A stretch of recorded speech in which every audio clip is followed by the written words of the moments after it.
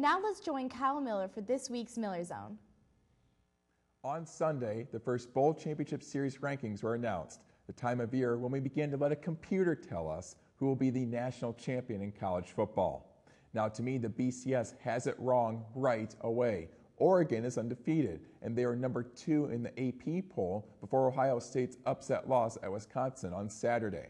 In the AP poll, not surprisingly, the Ducks were moved up to number 1. But sadly for Oregon fans, it's the BCS poll that will ultimately decide who plays for the national title.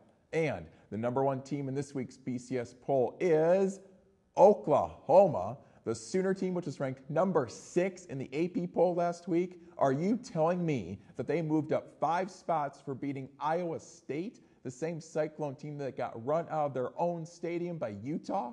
The Utes drop a spot in the polls for beating ISU in Ames, but when the Cyclones go down to Norman for their routine spanking, Oklahoma ends up the number 1 team.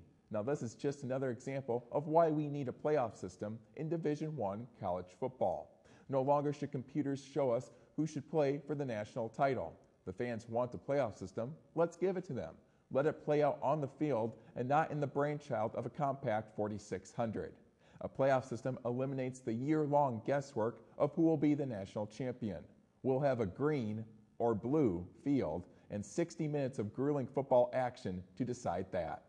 For U News, I'm Kyle Miller.